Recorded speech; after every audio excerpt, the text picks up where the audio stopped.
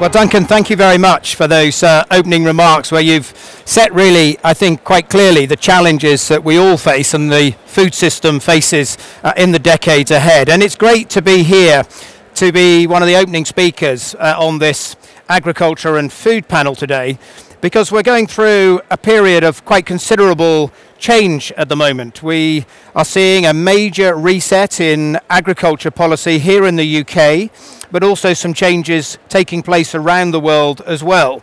And we're seeing the advent of natural capital markets, which are now really beginning to accelerate. And we're seeing a renewed interest in regenerative agriculture, with events like Groundswell growing by the year, and with now many, many thousands of farmers embracing the new sustainable farming incentive in the government's agriculture policy, and rediscovering the power of a well-managed soil. And I've often thought, and it's been said many times, that if you really want to understand an issue, then you should read in detail something from now, but then read something from 20 years ago, and then 50 years ago, and then maybe even 100 years ago, because some of the challenges, and indeed some of the solutions, are often not as new as we might think. And in my case, as I was designing agriculture policy for the UK, the inspiration for me was a work called The Agricultural Testament, or an Agricultural Testament, written by Sir Albert Howard, who was a great agronomist here in the UK, who did some fascinating work on soil health and the mycorrhizal effect between the wars. And Albert Howard was scathing of those who he said obsessed about NPK, nitrogen, phosphate and potassium, seeing the soil just as a medium for nutrients. He was scathing of those who thought they could measure everything, but as he said, they often understood nothing. And after the war, sadly, some of the lessons from that research that Albert Howard had done were forgotten, and we saw the industrialization of agriculture take hold, as people obviously were concerned of food production and so on. And some of that traditional art of farming, taking care of a soil, recognizing that the soil is not just a medium to hold nutrients, but is a living thing, part of our ecosystem, was lost. Now, with the advent of regenerative agriculture, an interest in soil health is back with a vengeance, and UK government policy is there to support it.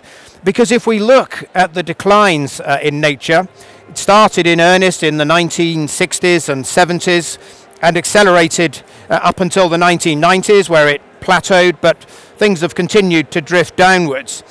And what if we could retrace our steps, go back and in time almost, and say, let's have a fusion of some of the best technologies available today with that traditional art of good farm husbandry and attention to soil health. And that is what I sought to set out when we developed the framework for UK government policy. So the government has set a legally binding species abundance target under the Environment Act. In order to meet that target, the government needs to get widespread uptake of the new agri-environment schemes, both countryside stewardship and the SFI and landscape recovery.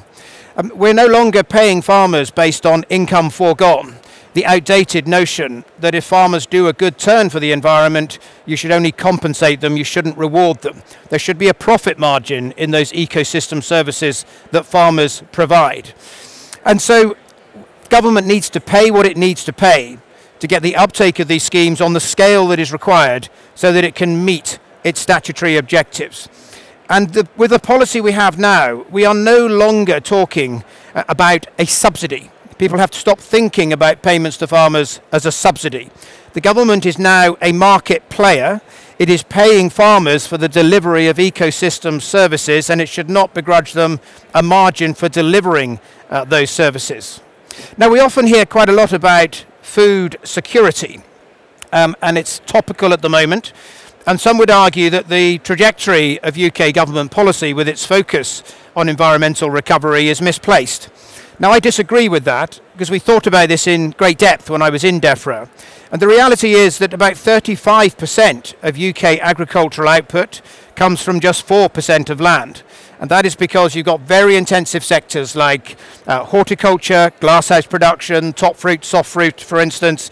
And a lot of the value in agricultural output comes from a relatively small area of land. And at the other end of the scale, 20% of farmland in the UK produces just 4% of the food that we need. Now, what that tells us is there is not a direct correlation between the area of land being farmed and agricultural output. And it tells us that we could, indeed, have some land use change, do additional tree planting, support peatland restoration, particularly on blanket bog, but also have enough land to be able to produce the food that we need. And in particular, if we were worried about food security, we would make a really concerted effort to develop a new generation of glasshouse production, since it is in fresh produce where our national resilience is weakest, and indeed to support new technologies like vertical farming, which are also developing at pace.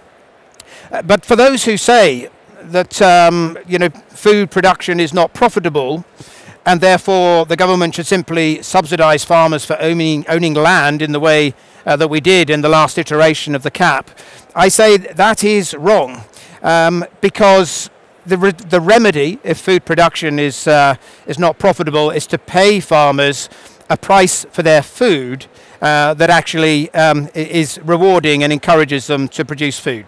So the government should stick to its plan, pay grants to farmers to help them improve their profitability, continue to develop those natural capital markets, but crucially let farmers and landowners decide which mix of those policies works on their own individual holding.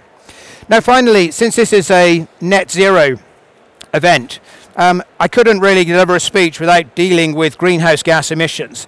And in particular, obviously, in an agricultural context, we're principally concerned with methane and with nitrous oxides that are effectively a consequence of fertilizer manufacture and use. And my view has always been that the solution to many of the environmental challenges that we have is to enable us to complete natural cycles of life. So rather than fretting about waste and fretting about methane and fretting about slurry stores, we need to learn how to harness that waste and turn it into a resource so that it is used, so that it improves the financial resilience of farming as well. And one of the roles that I have at the moment is chair of a think tank called IFEA, and that is a think tank focused on fugitive methane and how we can capture and harness it. And in Cornwall there is a groundbreaking company called Benhamans who've developed the technology to place covers on farm slurry stores, including on quite small farms with relatively small herds, to capture all of the methane, clean that methane, and then use it as an alternative fuel in tractors and in other light vehicles. Now CNHI, which is the tractor manufacturing giant, most famous for New Holland tractors, has for years now been doing some groundbreaking work developing new tractors that will run on biomethane captured from farms.